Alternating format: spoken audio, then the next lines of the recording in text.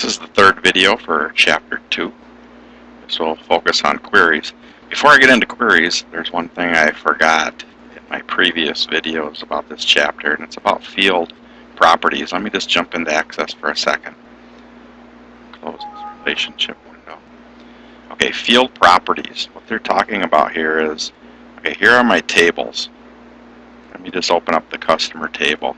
If you double click on a table here, it'll show you it in data sheet view. That's not where the properties are. You have to go to the home tab here, go to design view of this table.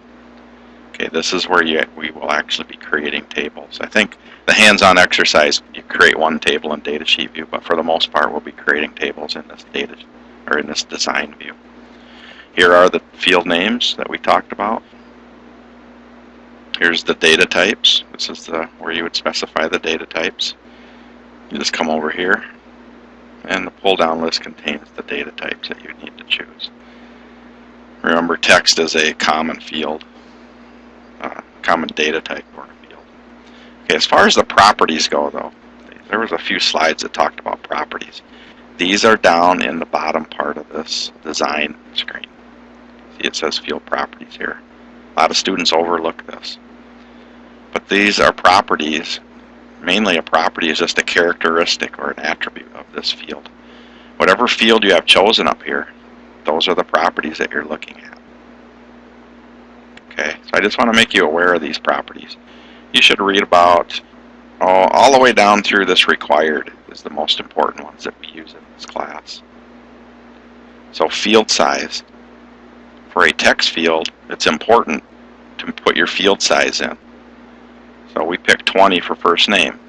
The way you choose a size is make sure it fits the biggest value and maybe leave a little bit more for expansion, but don't leave it as the default. For instance, if I create a new field size, I'll just say this is going to be new field. I'll just call it new field.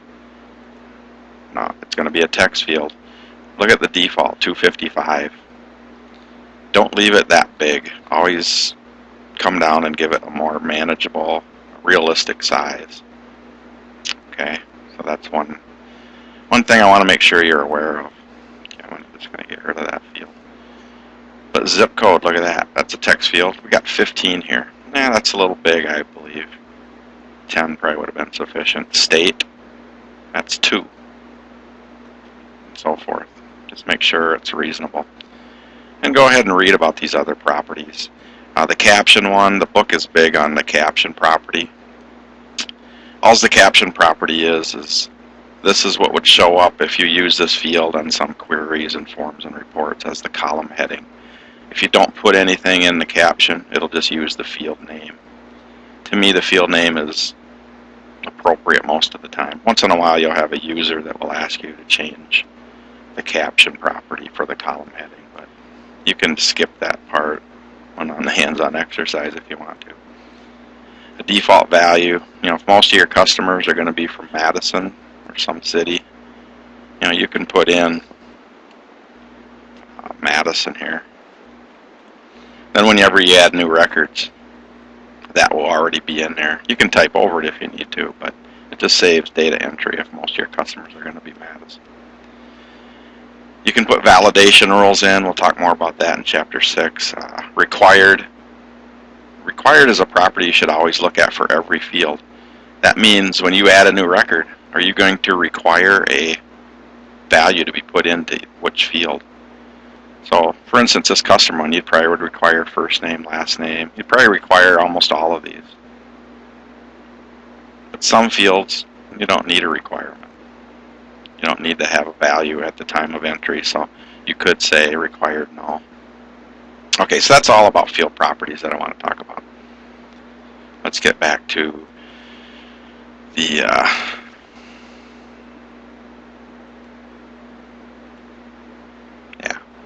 queries. So queries for this chapter. This is really just an introduction to queries. The next chapter really gets deeper into queries. So this is a little introduction. Remember, what a query is really it's just a question that you have about the data that's already in your database tables.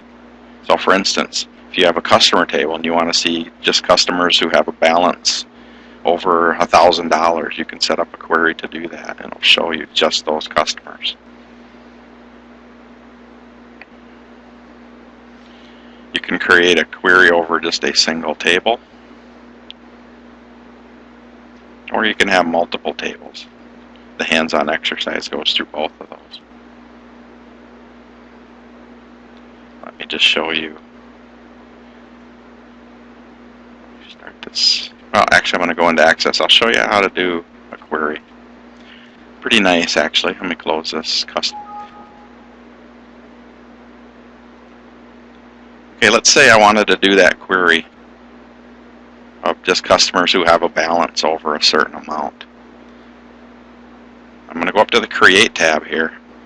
And see, here's your two areas where you'll be doing queries. Query Wizard leads you through a series of screens. I'll let you do that in the hands-on. It's a nice feature. Most of the time you'll go right to Query Design, however.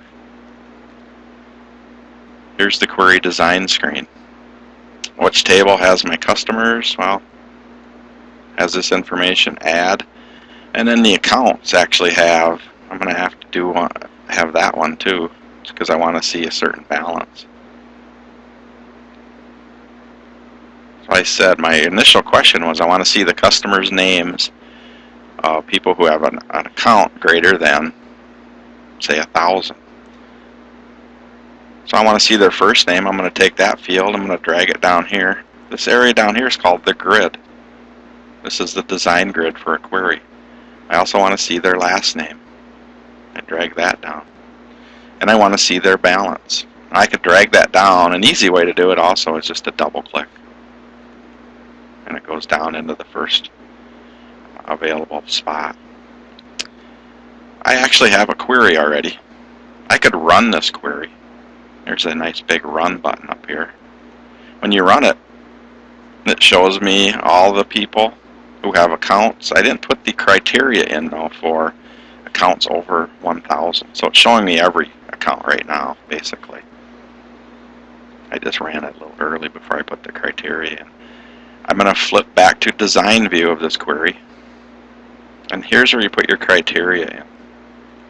So I said over 1,000. See the criteria row?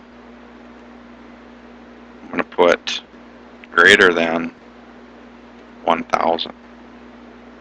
That's my criteria. Now if I run this query, I'm only seeing accounts where the balance is over 1,000.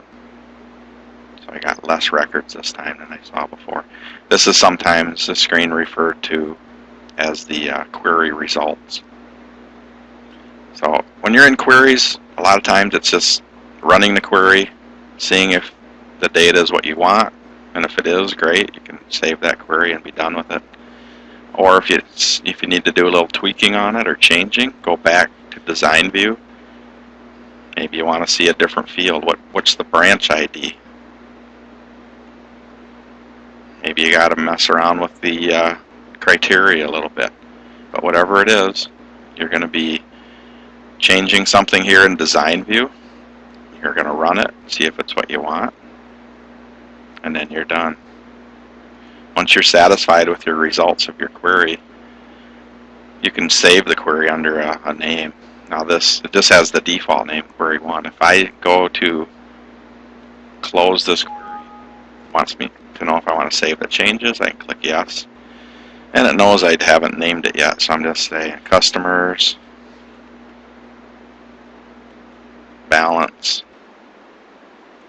over 1,000. That's a nice descriptive name. A little bit long. Maybe I would abbreviate it a little bit. So cust bal over 1,000. Click on OK. And now you see I do have a new query over here. So that's what a query is. It's getting the data out. It's a very common tool in most relational databases. It's a tool that you will need to know. That's why we're going to spend a lot of time on queries here a little bit in this chapter, the next chapter, and then chapter 7 we actually get into some advanced queries. So there's a lot more to queries than what I just did, and you'll get a feel for it when you go through the hands-on exercises for this chapter and the next chapter.